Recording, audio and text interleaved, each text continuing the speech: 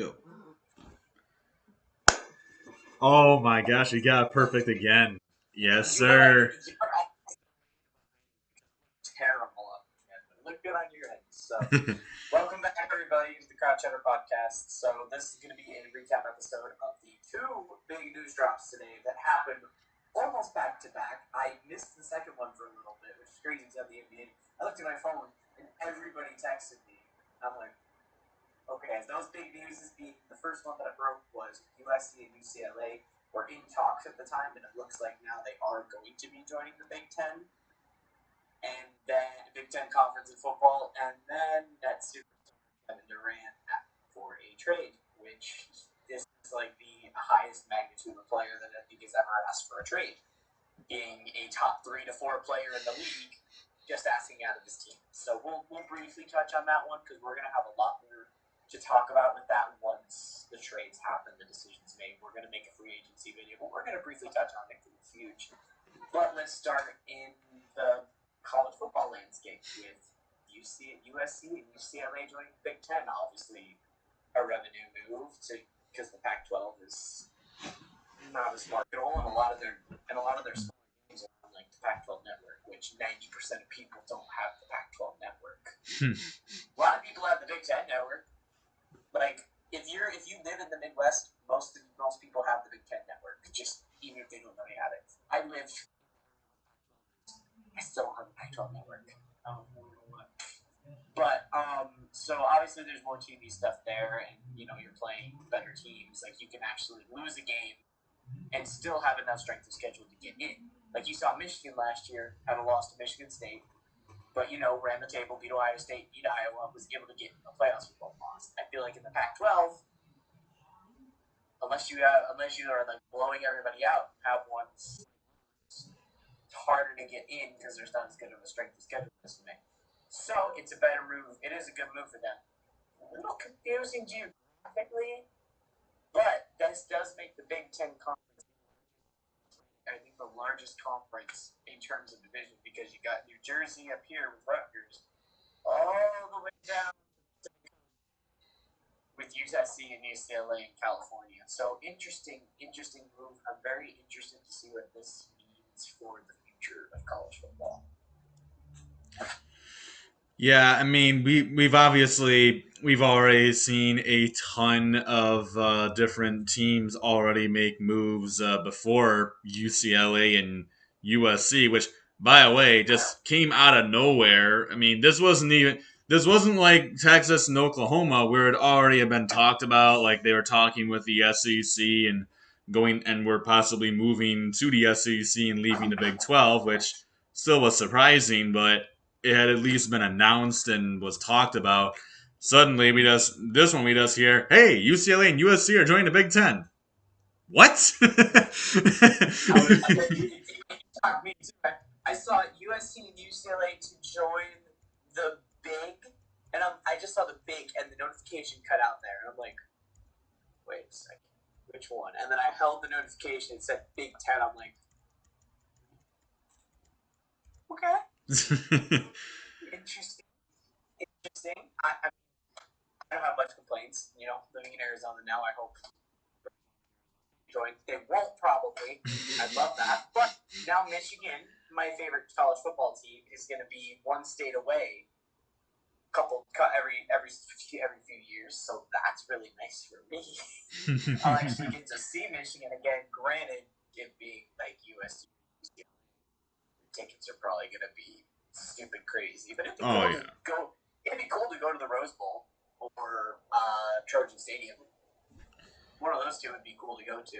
Watch Michigan play there. So, because I'm seeing them go to a Rose Bowl, and it's cheaper to go to a UCLA Michigan game and then try and shell out money to go to the freaking Rose Bowl. Yeah, I mean, I think it really would be awesome to see Michigan playing at the Coliseum or the Rose Bowl. Both of those places are very obviously historical college stadiums. Very, I mean, there's a really big programs, and I think this is just the Big Ten trying to directly compete with the SEC because why else would they do this? Like that's my thinking. It's like Texas and Oklahoma randomly just decided, let's just go to the SEC. Why? Because they want money. Because they're the only two good teams in the Big 12 that like ever do anything except like the random occurrence of where Oklahoma State and Baylor have a good year. And then the rest of the teams kind of just are there. So they obviously are looking for bigger competition. I still think it's stupid because the SEC is going to wipe the floor with them. But that's beside the point. And but for USC and UCLA, the thing I question with this is like, how does this make sense logically or regionally? I mean, the farthest west team in the Big Ten is Nebraska. Nebraska is the farthest west team there is in the Big Ten. UCLA and USC, they're all the way over in California. So for a team like you mean you're talking about Rutgers, for a team like Rutgers that's over in New Jersey, they're gonna have to travel all the way across the country just so they can get to California and probably get their butts whooped because it's Rutgers. But that's the thing, like it's just gonna make travel in the Big Ten a stinking nightmare with people trying to go over to California like for a 3 hour difference. Like Michigan, like, I mean, obviously Michigan is 3 hours behind USC or UCLA because they're both California, they're both Los Angeles. So a team like Michigan or Michigan State or Ohio State or Penn State, they're all trying to go to USC and UCLA. It's a 3 hour difference, and I mean, it's the same thing for USC or UCLA. Going over to the East Coast is a nightmare for them too. It's like I don't get the logic here. This doesn't make sense regionally, but I mean, obviously, we are in a new day and age for college sports. Everyone is trying to one up each other, get the newest and like best teams that they can find, and it was all started by Oklahoma and Texas. That's really started all this stuff because Oklahoma and Texas moved. Then the Big 12 tried to replace them. Then since the American lost a billion teams to the Big 12, they replaced them. Then CUSA had to replace the teams they lost, and then the Sun Belt ended up adding a couple more teams. So there's been so much movement, and now now here comes the first domino. USC, UCLA, they go to the Big Ten. So who's the Pac-12 going to get to replace them? Because they're obviously going to have to get somebody. Because with them losing their top two programs, they are in serious trouble now. Yeah, I'm interested to see how this is going to affect recruiting now, because now these Yeah. California schools are going to be able to get footholds in the Midwest, and vice versa. But I don't think it's going to be as crazy. I think that's a big thing for USC and UCLA too. Is they're new side part of the country recruiting. Like they're just trying to recruit these Pacific people, but now they're recruiting people in the Midwest and NIL. What a young hotshot. Oh, do you want to come live in California with a nice smacking NIL deal? Or would you rather stay at home in the freezing but cold Michigan? Now, probably be recruited and stay close to family in the Midwest. But I feel like that is going to be very helpful for USC and UCLA in terms of the recruiting trail because they're going to get a lot more. I mean, that's one of the big things why Texas and Oklahoma moved to the SEC. They wanted to get their foothold into recruiting more in the super talented South area. And I don't think it's fully because of this that he committed there. But look, Texas now got freaking Arch Manning, who is a Southern raised kid. He's probably going to commit to an SEC school. Now, Texas moved to the SEC. That might have helped him move more towards Texas more than anything. So it's like the crazy thing is going to be seeing how recruiting is affected by all of this. Is USC going to win, or the California team's going to win more, or the Big Ten team's going to win more, like the Midwest teams? Because hey, even if you don't go and live in California to play there, now if you go to the Big Ten, you get to travel to California still to play games, and you get to see that different lifestyle. So it's interesting how it's going to affect recruiting in the Midwest, and it's going to be interesting to see how it affects recruiting for the other conferences. Because I feel like a lot of these recruits are going to start going to either the Big Ten or the SEC now. There's not really much need to go to the Pac-12 or the Big 12, especially because Pac-12, the recruits can be stolen by USC and UCLA. The Big 12 recruits can be stolen by Texas, Oklahoma, Nebraska, all those teams. I think the really only safe one is probably the ACC over in their little coastal area, but it'll be They're interesting kind of to all see. alone and by themselves over there. It's all them and then Maryland and Rutgers. But Maryland and Rutgers don't pull too much. But it'll be interesting to see how it all affects recruiting when it's all said and done. Because I'm sure USC and UCLA, like you said, are only kind of the first dominoes to fall. I'm sure there's more moves incoming. Oh yeah, 100%. Especially for the Pac-12 reloading. That's probably who you'll see next. Watch for the Pac-12 to add some brand new teams. Maybe Like Utah State and Boise State. I was about to say a Boise State or San Diego State. I think San Diego State would be a good fit for the Pac-12. They're right in that California region. I think it makes perfect sense to bring them in. San Diego Or is not a Fresno state. State. Fresno State's another California Fresno is team. not a state. Fresno is not a state. Fresno is not a state. Okay, I'm done. But yeah, I mean, doing things like that. So basically, the Pac-12 is going to become the next Mountain West again. It seems like we're going to be moving towards, and then some of the lower tier teams in those conferences, like like the Arizona, the Kansases of the world, like the smaller tiers in those are kind of going to be mixed in with the new group of 5 teams coming. Like those leagues will still exist. Don't get me wrong, but I just don't think they're going to be nearly as strong. I think a lot of these teams are going to start moving. What do you think a cap? What do you think a cap for teams in the division is in the conferences? The cap, you said?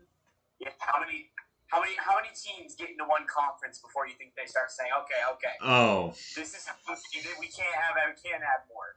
I think the absolute cap is 20, but I think probably 16 is what a lot of these conferences are going to go for. 16 with a 9-conference game schedule. yeah. I think honestly we'll see. I mean, there's a lot of there's a lot of Power Five or not Power Five, Group of Five schools are looking to make it into a Power Five conference, and so the more we see that, I think we're going to see some more FCS programs like James Madison who moved up to the FBS this year. I think we'll see more of those types of teams. Like maybe all the North Dakota teams finally decide to join the FBS. And the North Dakotas, North Dakota State, South Dakota, South Dakota States, they all finally join, some FBS programs. They finally joined the FBS and they joined some conferences. I would not be surprised to see them join the Mountain West. I The think, FCS, the entirety of the FCS would be celebrating that North Dakota State and South Dakota State are gone. well, I think we're 100% probably going to see that, some point in the future here. The more teams that move and they keep making bigger conferences like USC, UCLA, or Texas, Oklahoma, making the SEC and the Big Ten absolutely humongous.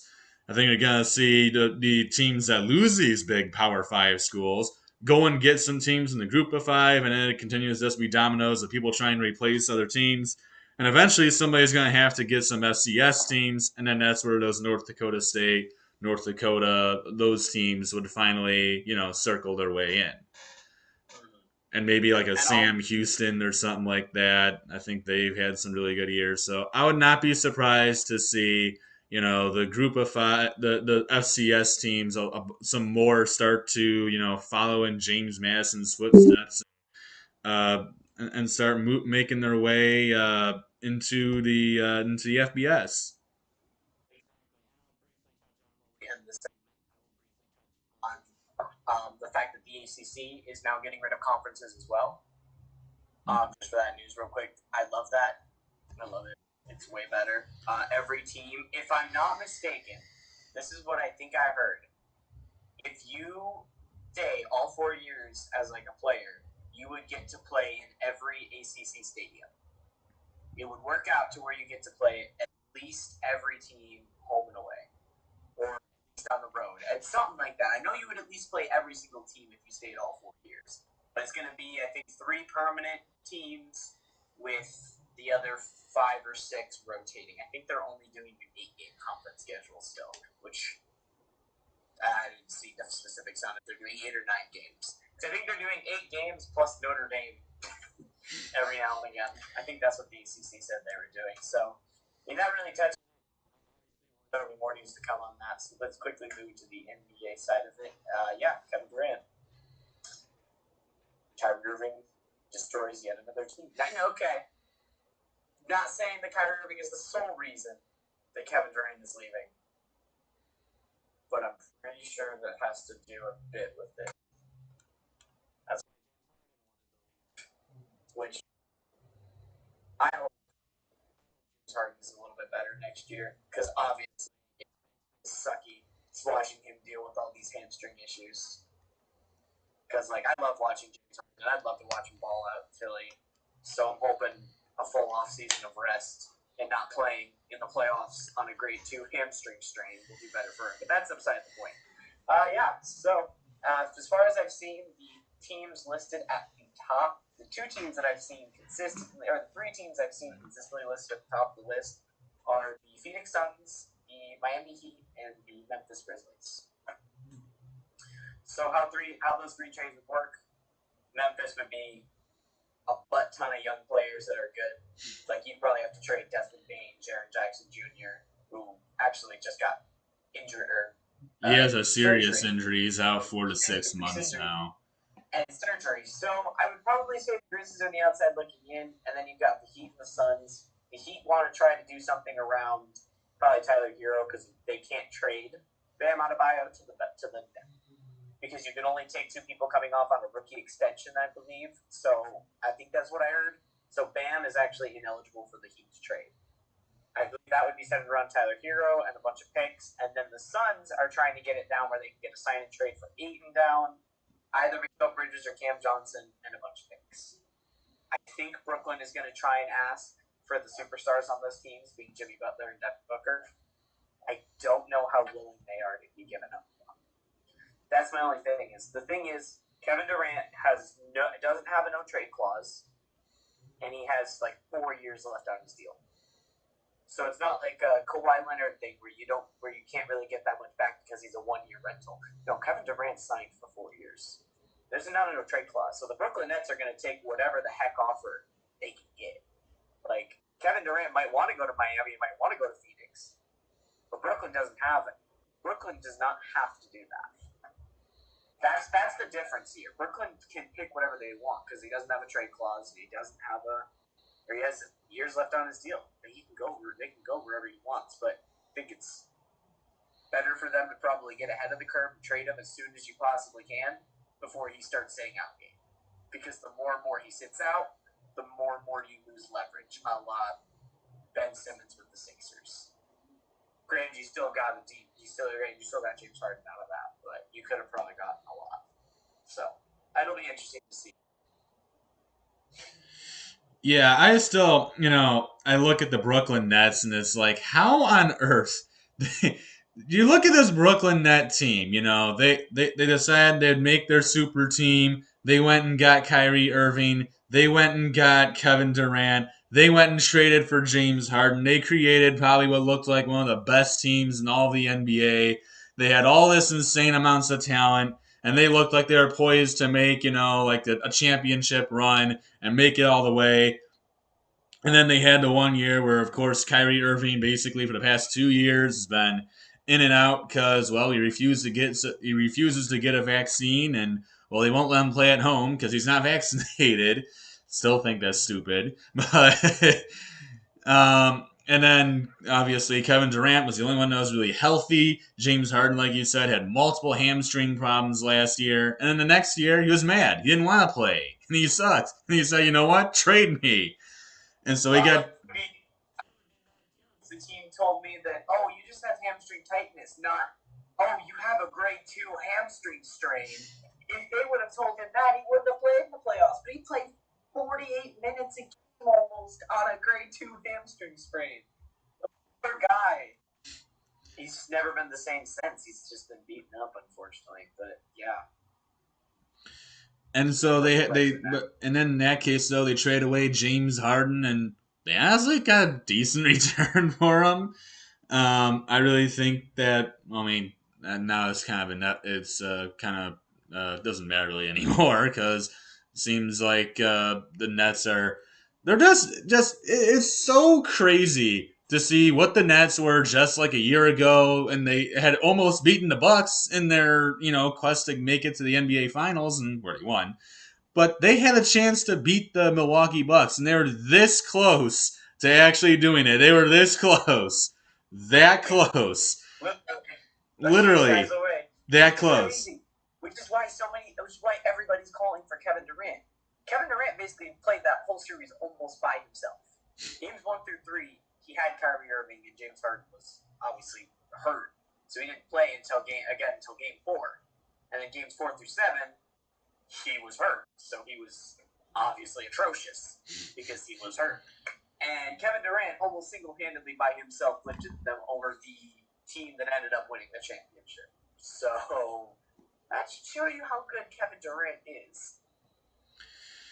Yeah, but and then you look at the Nets. Of course, they trade away Harden. Then they go to the playoffs, and the Celtics blow the floor with them. And then and now it looks like Kyrie Irving's probably going to get traded, and now Kevin Durant asked for a trade. It says, how did Brooklyn get here? Like you had the three outstanding players in the league in the span of like 2 years, they're all gonna be gone. They're literally going to have traded every single one of their 3 stars of which they plan to get. It's so crazy to see how miserably this has gone for the Brooklyn Nets. They're gonna go from a contender to basically just being nobody again because they're gonna have to trade away everything they have. They better get some decent win now players to be decent, because you know who's really happy right now? A team called the Houston Rockets, who have all of those Brooklyn Nets pick. Yeah. Everybody is happy but Brooklyn. So Brooklyn, they better get some win now pieces back. I personally might be Suns biased because I want Kevin Durant on my team, of course. But I think right now, as far as what's been rumored, I think that's probably the best trade package. Getting DeAndre Ayton and another young guy in Cam Johnson and some first round picks to help you out, even though they're going to be later picks probably. Having picks at all would help, because if you're a Brooklyn Nets fan, what did you just go through the past decade? You went through trading away all of these first round picks to get decent Paul Pierce, but a washed Kevin Garnett and a washed Jason Terry, and you got to watch the Brooklyn Nets when you traded away all the draft Jaylen Brown and Jason Tatum and make it to the finals. So I don't think the Nets fans really want to do that again, where they've traded away all their picks and now they just have to suck for nothing again. So I feel bad for the Brooklyn Nets fans. I truly do, because that's going to be hard to stomach. So I truly hope they can get some win now, at least players to keep them playoff contention, decent teams, and get some picks to recoup, because jeez Louise, they're at least going to get something. They're at least going to get some good stuff for Kevin Durant. That's the good thing. They're at least going to get a good return for Kevin Durant. Kyrie, probably not, definitely not, nowhere near as good of a return. They'll still get a return, but Kevin Durant, they'll get a good return for it at least, because people still want him. Well, people will always want him until he retires. 100%. Unless you're a team like the Pistons, I don't care. I mean, I don't want Kevin Durant on the Pistons. As much as I love Kevin Durant, it's like, what the heck's he gonna do? We're still we're not even stage 2 of our rebuild just yet. I mean, for the Pistons are a whole different story. That's a conversation for another day. But we'll bring him back to OKC. They'll trade Josh Giddey. They'll trade their entire young chest of assets to get Kevin Durant back. Well, knowing Oklahoma City, they certainly could. He sees the Warriors win the 2022 championship, and he's like, actually, I might want to go back to Golden State. Let me just take Wiggins' spot. I would cry if he went back to Golden State. For 3 years. I think that's pretty much it, though. We pretty much touched on both big topics. So, you got anything else you want to add, or? It was Other than retarded. this, still is mind blowing to me. Both of these stories, It's a part two. I That's know crazy. because I was actually watching ESPN at that time, and I saw the USC UCLA thing. I'm just sitting there like, what? And then I'm watching ESPN, and so it shows up on there, and then yeah, like 5 minutes later, I'm like, oh, more news on USC. Oh no, what? Kevin? Oh, okay. Alrighty, Durant wants out of Brooklyn. Okay, interesting. I looked at my phone and Dylan Hunter texted me. He was like, "Whoa, whoa, hey, yo, what?" And I'm like, "Oh, he just sent me the USC UCLA thing." I opened it up to go respond, and he sent the USC UCLA thing. Then right under it, it said Kevin Durant, and that's how I found out. I was like, and then I looked further, and it's like Suns at the top of the list, and I'm like, because that's what we need. We need a bucket getter. We need to just give the ball to, get a bucket, so Chris Paul doesn't have to score 40 points every single night for us to win.